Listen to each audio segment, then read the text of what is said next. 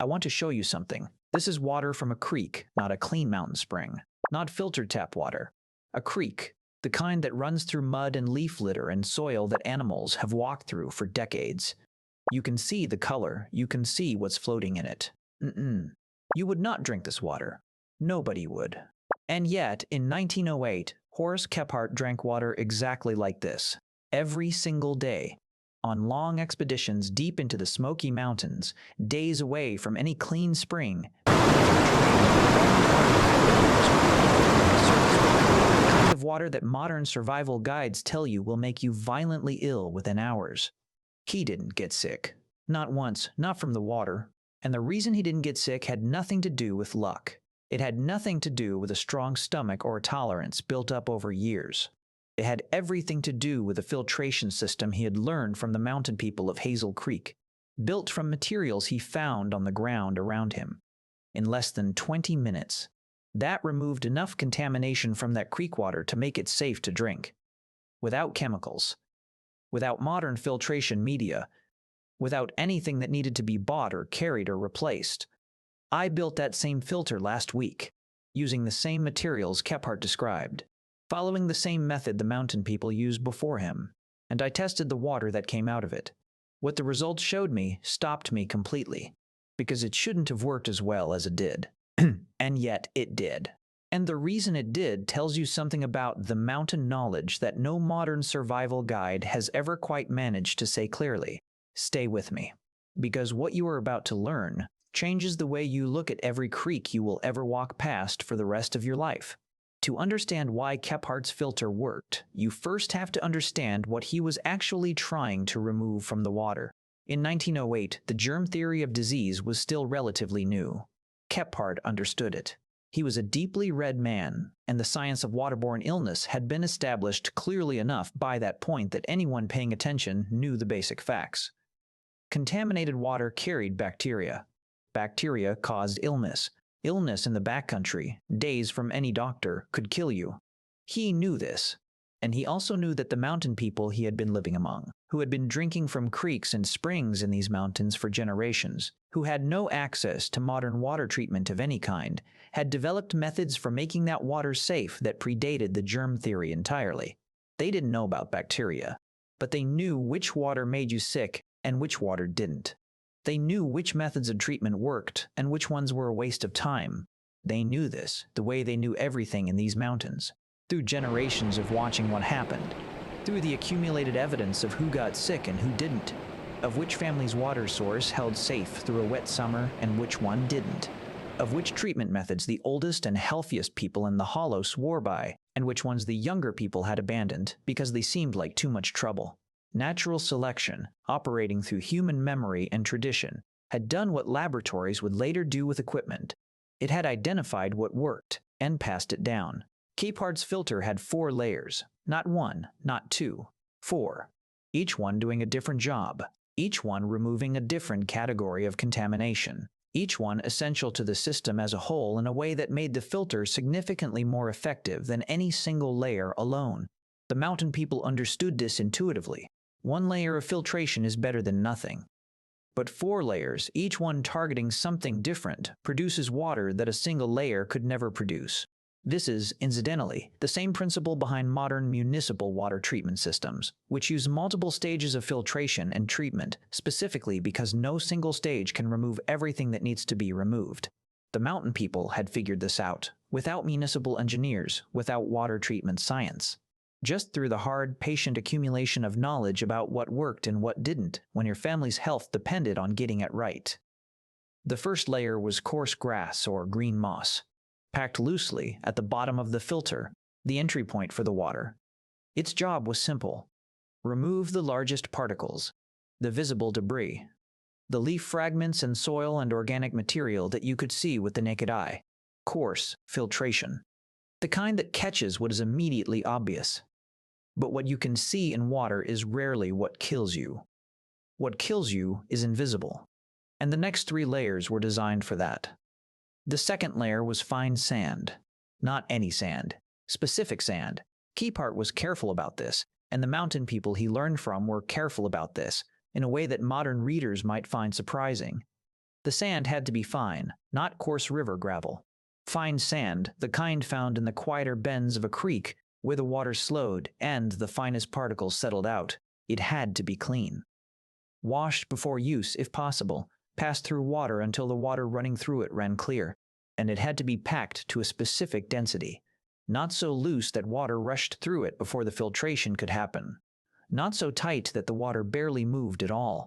The right density was something Kephart said he had to learn by feel, by building filters and watching how the water moved through them and adjusting until the flow rate looked right. That kind of calibration, the adjustment of a process based on direct observation until it behaves the way you need it to, is not a primitive skill. It is exactly what laboratory technicians do when they are setting up a new filtration protocol. The mountain people were doing it in the forest. With sand from a creek bend, by feel. The third layer was the one that surprised me most when I researched it. Crushed charcoal, not modern activated charcoal, which is processed at high temperatures to maximize its surface area. Just charcoal, the remnants of a wood fire, cooled and crushed fine. Kephart wrote about this layer with a specificity that tells you he understood exactly why it worked, even if he couldn't have explained the chemistry behind it. Charcoal absorbs contamination, not absorbs. Adsorbs, a different process entirely, in which contaminants bind to the surface of the charcoal particles rather than being taken into them. The surface area of crushed charcoal, even primitive, unactivated charcoal from a campfire, is enormous relative to its visible size. Each particle is riddled with microscopic pores and crevices, each one a potential binding site for the organic compounds and certain bacteria that the sand layer above it had not caught. Modern water filtration systems use activated charcoal as a standard component for exactly this reason. Kephart's mountain filter used plain campfire charcoal for exactly this reason. A century apart, using the same principle. Because the principle works. The mountain people didn't know why it worked, but they knew that filters with charcoal in them produced better water than filters without it. And that knowledge, that practical, empirical, observable knowledge, was enough. The fourth and final layer was the one that completed the system, fine clay. Specific clay, the kind found in the banks of older creek beds, not the sandy soil of the stream bed itself, but the dense, fine-grained clay that sat in the cut banks where the creek had been slowly eroding its way through the landscape for centuries. Clay filtration works through a mechanism that is almost the opposite of charcoal adsorption. Where charcoal pulls contaminants onto its surface, clay acts as a mechanical barrier. The particles are so fine, packed so densely, that bacteria and protozoa physically cannot pass through them. It is, in principle, the same mechanism as a ceramic water filter, which is, incidentally, one of the most widely used water filtration technologies in the developing world today, specifically because it is cheap, requires no energy, and works. The mountain people were using clay filtration before ceramic filter technology existed. Because they had noticed across generations of observation that water which passed through dense clay came out cleaner than water that had not, they didn't need a microscope to confirm it. They needed healthy children, and the clay filter gave them healthy children.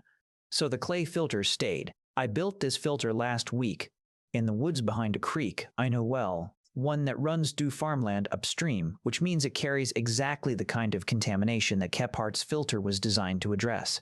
I used materials gathered from within 50 feet of the creek bank, grass from the stream side, fine sand from a quiet inside bend of the creek, charcoal from a small fire I built and let cool, clay from the cut bank on the outside of the same bend. I packed them into a container in the order Kephart described, grass at the bottom, then sand, then charcoal, then clay at the top, poured the creek water in from the top, and waited. The water that came out of the bottom was visibly clearer than the water that went in. Not perfectly clear, but clear in a way that the original water was not. I had the filtered water tested. Not for everything. A full panel test takes weeks and significant money. But for the most common indicators of contamination, the bacteria and protozoa that cause the waterborne illnesses most likely to affect someone drinking from a backcountry creek, the results came back significantly lower than the unfiltered water from the same source. Not zero. I want to be clear about that. This filter is not a guarantee. It is not a replacement for boiling or modern filtration when those options are available, but the reduction was real, measurable, significant enough that Kephart's filter, built in 20 minutes from materials found on a creek bank, was doing something genuine. Something that a man alone in the mountains in 1908, with no other options, could rely on. Something the mountain people had relied on for generations before him. And it worked. 115 years later, built by different hands on a different creek, from different grass and different sand and different charcoal and different clay, but following the same knowledge. The knowledge held. There is something Kephart wrote about water that has stayed with me since I first read it. He wrote that the mountain people treated their water sources the way they treated everything else in their world that they depended on, with respect. Not sentiment, not reverence in a poetic sense, practical respect. The kind that comes from understanding that a thing you depend on for your survival deserves your full attention, your careful observation, your willingness to learn its character and work with it rather than against it. They didn't just use their springs, they protected them, kept animals away from the source, cleared debris after heavy rain, watched how the water changed after a wet summer and adjusted their treatment accordingly. They understood that clean water was not a given. It was a relationship between a family and a piece of ground and the water that moved through that ground, and the knowledge built across generations of how to keep that relationship working. Modern water systems have made that relationship invisible. The water comes out of the tap, where it comes from, how it was treated, what was removed from it, and what was not. These are things almost nobody thinks about. And that invisibility, that comfortable disconnection from the source of one of the things that keeps you alive, is one of the things the mountain knowledge most directly challenges. Kephart's filter doesn't just produce cleaner water. It forces you to think about water, about what is in it, about what it has passed through on its way to you, about what needs to happen to it before it is safe for the body that depends on it. That thinking, the direct physical engagement with the basic systems that keep you alive, is what the mountain people never lost. And what the modern world has almost completely given away. The creek is still running. The clay is still in the bank. The sand is still in the inside bend. The sour wood and hickory that would give you charcoal in 20 minutes of fire are still on the slope above the waterline. Everything Kephart used is still there. The filter still works. The knowledge still holds. The only thing that has changed is the number of people who know how to put it together.